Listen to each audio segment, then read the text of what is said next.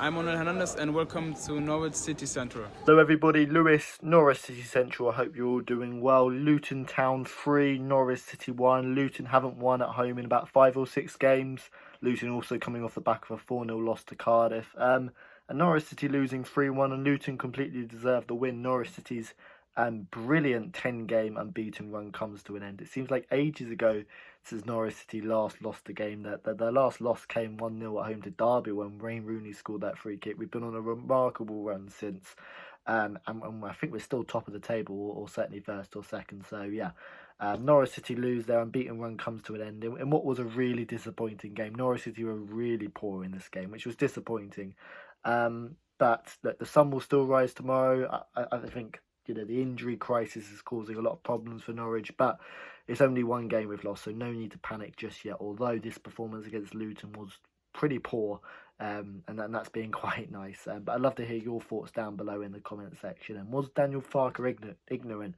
That is a topic I will get into in this video. But before I get onto that topic, let me set the book straight here. Daniel Farke is a fantastic manager, and Daniel Farke has done remarkably well to get Norwich City top of the table. And just because Daniel Farke might have shown a bit of ignorance in the last couple of games doesn't mean you want the manager gone or anything like that. Daniel Farke was a superb manager, and he's done brilliantly well with all the injuries to get us top of the table. And Daniel Farke, I've got every faith he can get Norwich City promoted, but I think he might have been ignorant in this game against Luton.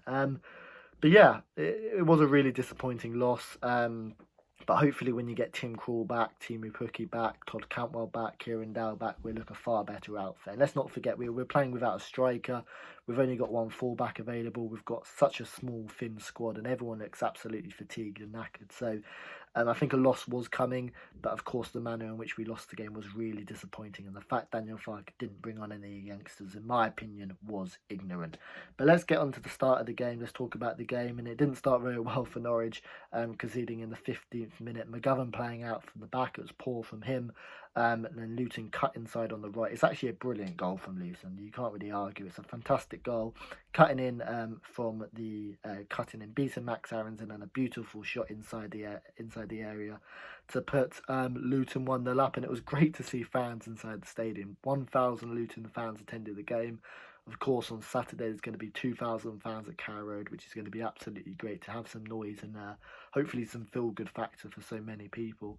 So it's really good to hear the crowd cheering, actually hear some noise, although the crowd definitely altered some of the refs' decisions.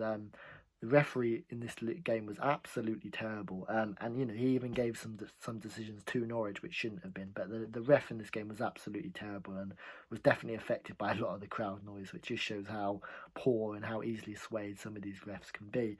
But Norwich City responded quite quickly. We won a penalty, and Porheta was taken down by the goalkeeper, and Emi Buendia steps up. And Emi Buendia scores his third goal of the season. It was great to see Emi Buendia back in a Norwich City shirt, playing in that third kit, which didn't work out too well for Norwich today. But playing in that third kit, Emi Buendia, a really nice penalty, sends the goalkeeper the wrong way into the bottom left hand of the corner. And Norwich City have made it 1-1 inside the first 20 minutes, and then we go and concede such a sloppy goal. And Norwich City have been, Norwich City's brilliant 10-game unbeaten run has come from brilliant defending. It's come from Grant Hanley, winning headers, Ben Gibson being a rock at the back. But the defending from this set piece was absolutely awful. Sorensen gives the ball away. I thought it was a very harsh free kick, but the referee was easily swayed. Ball comes in, terrible defending, and in the 6-yard box, the headers gets put in. It's 2-1. Could McGovern have come for it? Possibly. I don't think McGovern particularly looks that tall or very commanding in the box, and that is a problem. And it will be really good to get Tim Krul back. Tim Krul back in a couple of weeks, because I think we've seen Tim Krul saved us so many points, and Norwich City might not even be in the top 6 without him. He's a fantastic goalkeeper, and it'd be great to have Tim Krul back. And it's another topic where Norwich City perhaps ignorant not to get a better second choice goalkeeper. I'll leave that for a topic of discussion in the comment section down below. But yeah, Norwich City go into the half 2-1 down, and they didn't create too many chances. I thought Emi Buendia was the only real player who stood out in this game. Emi Buendia had a good game. I thought everyone else was really ineffective. Josh Martin not having his best game, but he is young and will improve. Porheta, Yeah, not having his best game either. I'm still really interested and excited by Broheta, but he was really poor. And Marcus Stubenman was non-existent in this game, really poor. Teti was poor at the back. I thought Oliver Skip and Wendy had good games. Apart from that, everyone was definitely below par. But as I've said, we're in an injury crisis and you can expect fatigue. It's so mentally challenging. This league is so competitive. It's so mentally challenging to go on and win every single game. And the fact that we've won a 10-game unbeaten run is excellent. But the real question is now is can Norwich City turn it around against Sheffield Wednesday, turn it around in the next few fixtures with some injuries, because Norwich City won't have Kieran Dow, Todd Cantwell, Tim Krul back for a few games yet. Might have Teemu Pukki back, but we're not going to have a lot of our good players back. So it's going to be the case of can we turn it around? Can we swap the mindset again? Because today was really poor and really lacklustre. But yeah, going into the second half, Norwich City give a penalty away in the first minute. Grant Hanley with a handball. Poor distribution from Michael McGovern again from the back, who, yeah, we really saw a poor performance from McGovern. Terrible distribution from him. The ball comes in, Grant Hanley hands the ball. Although the Luton player completely pushes him into the ball, it was never a penalty. It should have been a free kick. But Luton step up with James Collins and scores a brilliant penalty to make it 3-1 Luton.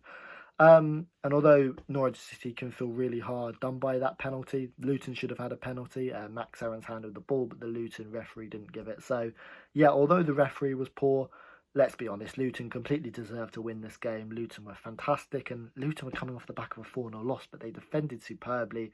Every time they went forward, they looked, to really pose our problems, and that's what a good goalkeeper can do. I'm not saying if we didn't have Tim Krul, I'm not saying if we had Tim Krul, we would have won this game, but the lack of Tim Krul and the lack of any real striker really was evident in this game, and we were really poor. Didn't create too many chances, and for Daniel Farke to wait 75 minutes to bring on Mario Rancic's substitutions this season has been absolutely fantastic. And I want to reiterate again in this video, Daniel Farke has done so well to get Norwich City to the top of the table. Daniel Farke is bloody fantastic, and I love the guy, but substitutions this season have been excellent from him. But in this game and the Coventry game, they were poor, and to bring on Mario Rancic with only 15 minutes left, what's the point? And same with the youngsters as well. We have a couple of young strikers on the bench, Dixon Peters and Omotoye, who have done so well in the under-23s. And let's not forget Omotoye was scoring goals for fun against League One and League Two opposition. Why not give him an opportunity rather than having 3 minutes?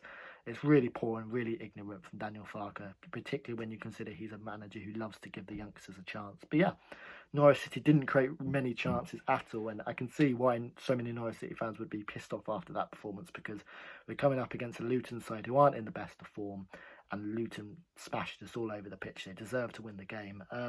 But despite saying that, I wouldn't worry and stress just yet, Norwich City fans. You're always going to have odd performances here and there. Even the best teams do. So it's going to be how we turn our attention to the next few games and see how we respond. And let's hope on Saturday it's going to be a sunny day at Carrow Road, and the fans are going to make a difference. But yeah, Norwich City well beaten against Luton. Luton Town 3, Norwich City 1. And then Buendia a penalty, but Luton deserved the win. I'd love to hear your thoughts down below. Was Daniel Farke complacent?